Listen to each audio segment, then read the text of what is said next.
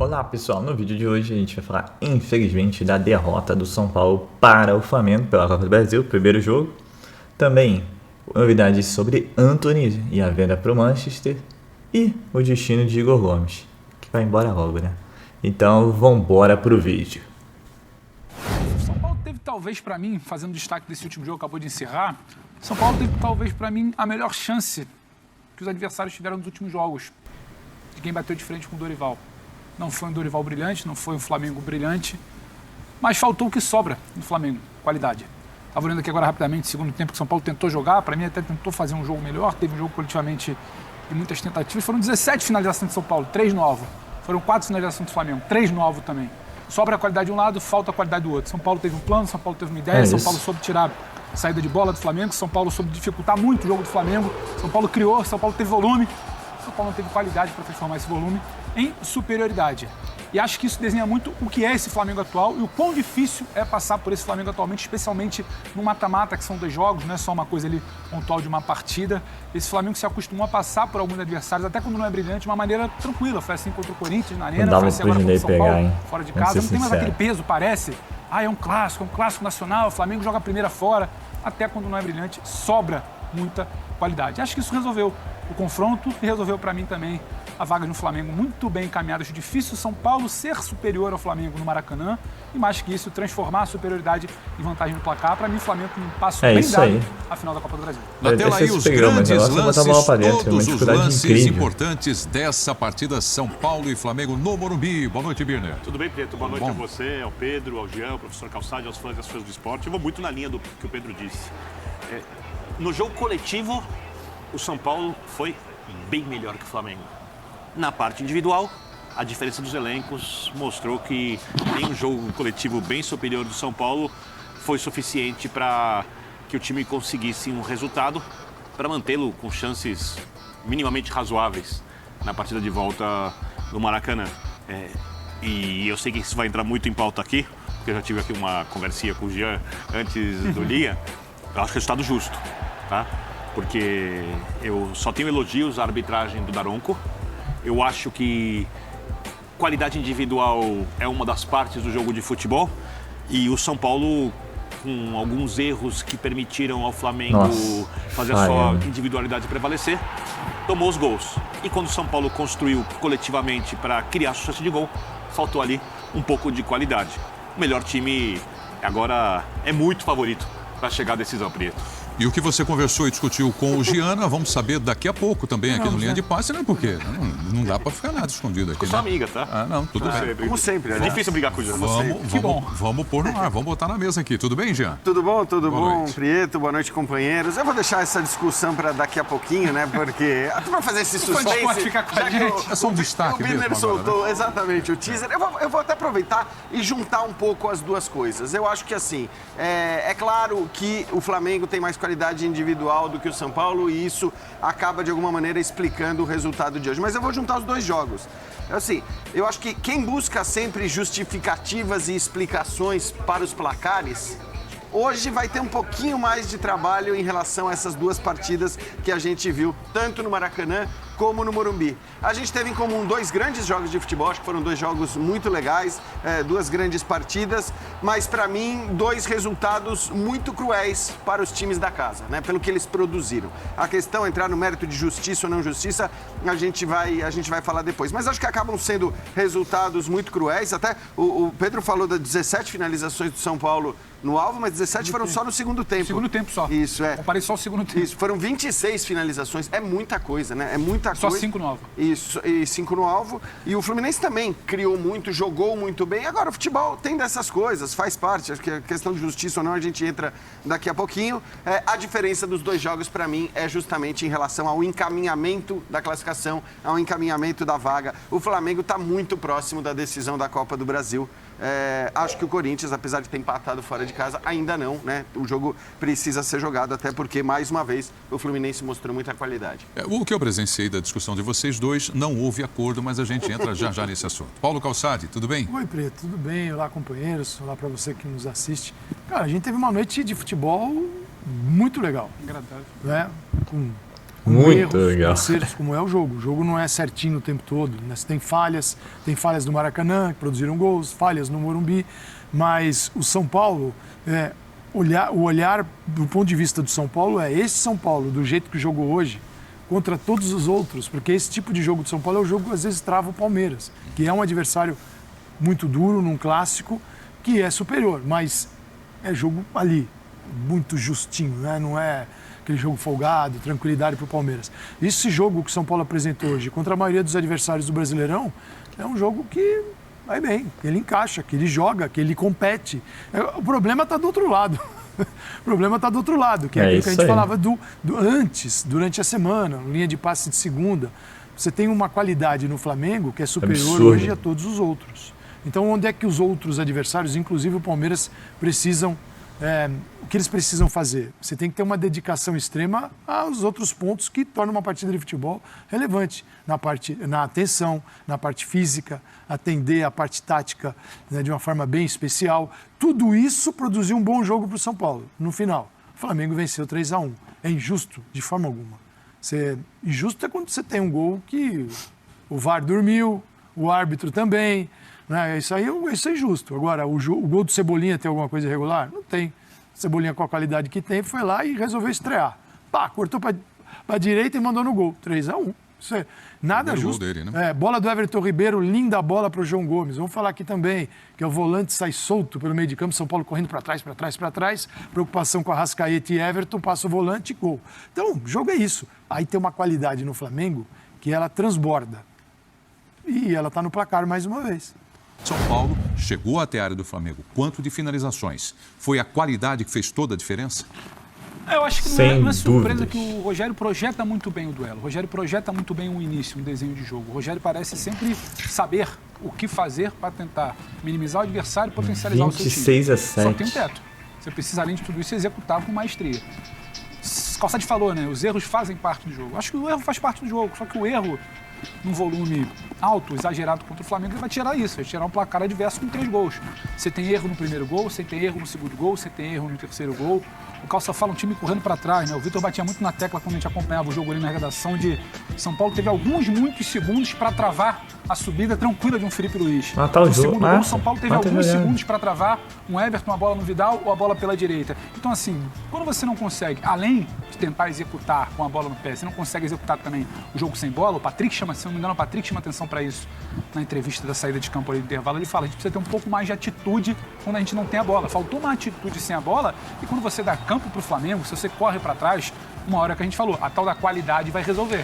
O Everton Ribeiro com a bola no pé, ele vai resolver, ele vai achar a qualidade de alguém que deixou o João Gomes escapar, no caso o Patrick ali. A bola no pé vai resolver quando o Vidal achar rápido uma Arrascaeta. Eu acho que o Jandrei poderia ter saído talvez melhor ali no segundo gol.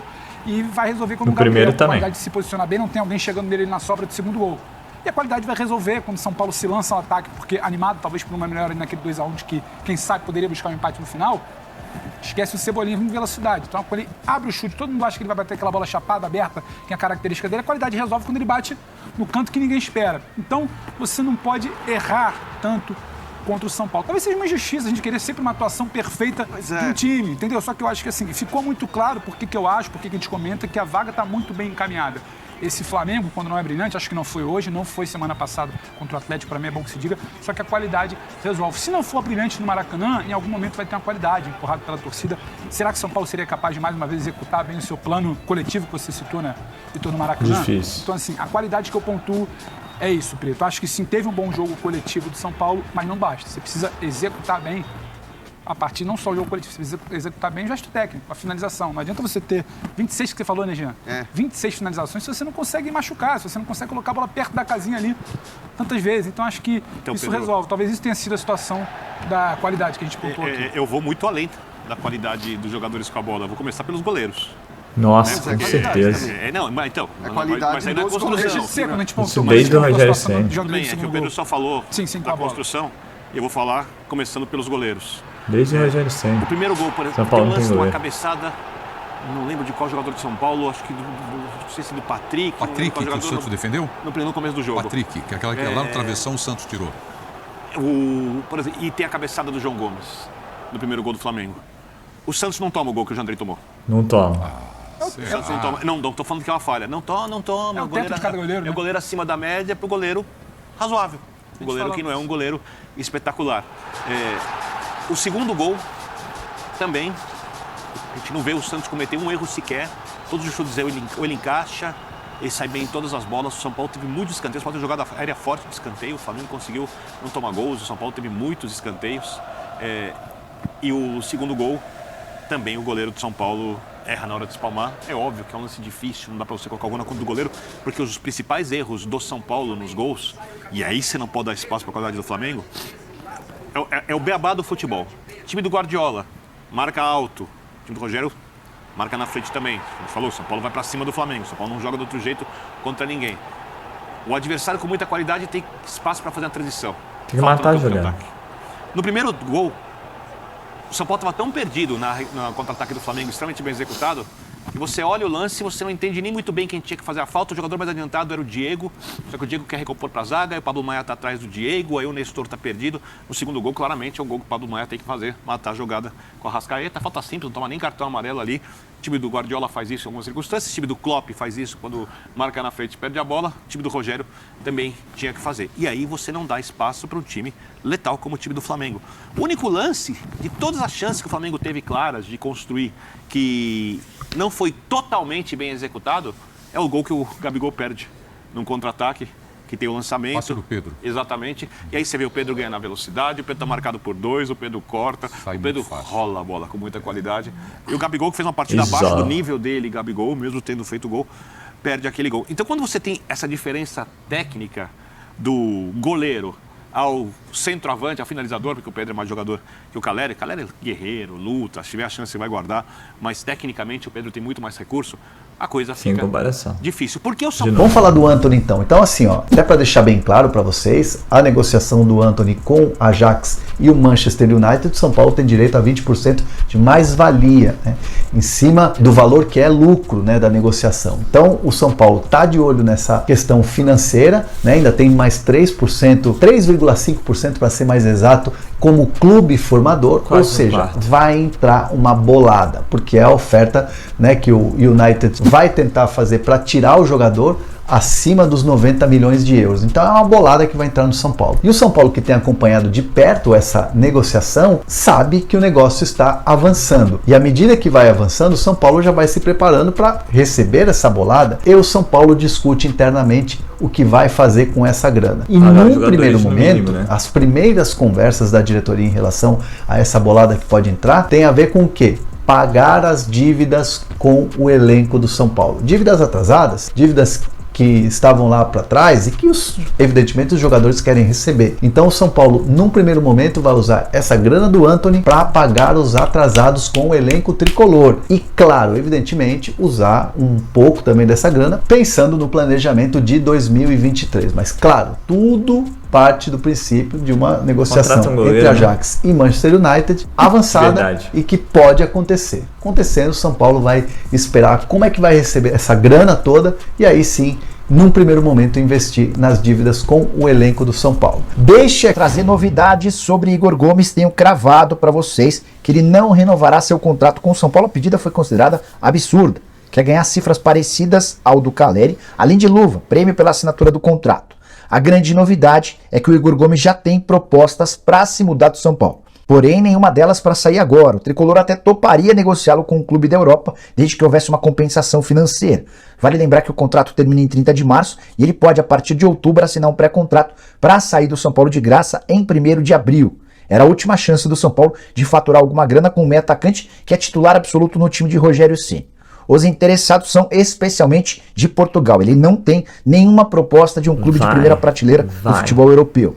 O Porto e o Sporting conversaram recentemente com o Juliano Bertolucci, que é o representante do Igor Gomes. O Nottingham Forest, que acaba de fechar com o Gustavo Scarpa em condições parecidas. O meio atacante do Palmeiras tem contrato só até dezembro e se muda para a Inglaterra de graça, também tem a intenção de contratá-lo. Ainda há sondagens de clubes pequenos e médios do futebol espanhol. Qual o cenário em relação ao futuro do Igor Gomes nesse momento? Ele quer muito se mudar para a Europa. É um desejo dele e da sua família, mais ou menos como pensava o Gustavo Scarpa. De boa parte como não existem propostas atuais, a tendência é que ele continue jogando no São Paulo até 30 de março e se mude sem render qualquer centavo a partir de abril. Situação mais ou menos parecida à do Luizão, zagueiro revelado nas categorias de base, que já tem 11 jogos pelo time principal e que nesse momento interessa a Porto, a Benfica e a Fulham. O contrato dele termina até antes, em 30 de janeiro. Ele inclusive já pode assinar um pré-contrato. Antes de... pessoal, não deu, né? Brinco assim que jogamos como nunca, perdemos como sempre, né? Como eu dizia em vídeos anteriores, o ideal é sempre vencer, né? Nem que não jogue tão bem. Eu lembro muito a fase do Diniz. O Diniz que numa semifinal contra o Grêmio também massacrou o Grêmio no Olímpico e perdeu por 1-0. E a gente acabou perdendo a classificação naquela época. Ontem o São Paulo jogou muito bem, mas falta qualidade, né? E muita qualidade. Coisa que do outro lado tem de sobra. E aí você tem erros individuais também. É incrível como o São Paulo ainda erra, como erra, né? E o Vitor Bini colocou muito bem, né? Um time tem goleiro, o outro não, né? E o São Paulo não tem goleiro desde o Rogério Ceni, vamos ser sinceros. O São Paulo tem que rever aí com essa entrada de dinheiro do Antony, se vier mesmo, a contratação de um bom goleiro. Que goleiro que eles escolham com muita inteligência, até porque lá tem como treinador um excelente goleiro. Apesar que o Rogério Ceni, quando trouxe o Sidão e o Felipe Alves agora, né? Então, quer dizer, tá complicado pra gente. Mas falando do jogo, o São Paulo bem, coletivamente, mas individualmente os caras têm muito jogador bom, é incrível. Everton Ribeiro, Arrascaeta, Gabigol mesmo não tendo uma noite tão boa, Pedro, aí sai o João Gomes entre o Vidal. Então eles podem até se dar ao luxo no jogo da volta, jogar com um mistão que nem jogaram no Morumbi, que a classificação está muito na mão, a não ser que o São Paulo faça um jogo perfeito, e perfeito no sentido coletivo, perfeito, um jogo, uma noite perfeita para o Jandrei, uma noite perfeita para Caleri e companhia, que eles consigam botar a bola para dentro. Mas no Maracanã lotado contra 60 mil, esperança 1%, digamos assim, porque ontem o Flamengo não jogou também, fez 3-1. Praticamente 3 ataques, 3 gols. Não foi necessariamente isso, mas foram 7 chutes, 4 gols e 3 gols. O que não foi gol, o Gabigol perdeu embaixo do gol. E o São Paulo teve chance de tudo que é jeito. Patrick botou a bola na trave. E muitas das chances caíram no pé de quem? Do Nestor, né? E não dá, gente, desculpa. Não dá. Já deu, né? Igor Gomes, Nestor. Tem jogadores aí que já deu. Mas tu tem que respeitar a Cotia, tem que entender. Não dá. Já são 2, 3 anos nessa mesma ladainha, entendeu? E o Rogério Ceni começa com o meio campo que foi mal demais. Pablo Maia, Nestor e Igor Gomes. O Pablo Maia, não sei o que acontece, treino contra o Flamengo. Mata a jogada.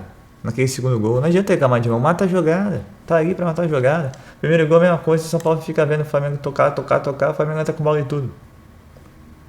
Igor Gomes, não dá, o Galopo entra, é um outro jogador. Tô falando que é cracaça, mas é outro tipo de jogo, entendeu? Cria jogadas, chega próximo gol, o Galopo tem a cabeçada pra fora, tem situações que ele aparece ali. O Igor Gomes, não é possível. O que o Rogério Ceni vê no Igor Gomes? Já deu. Entendeu?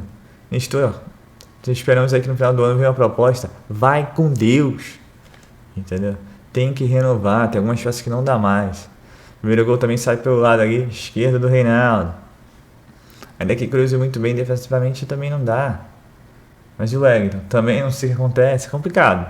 Aí tem que rever algumas peças, algumas situações. Mas complicado. Agora, começar com esse meio campo, começar praticamente com 3 jogadores a menos e ainda assim o São Paulo fez jogo duro.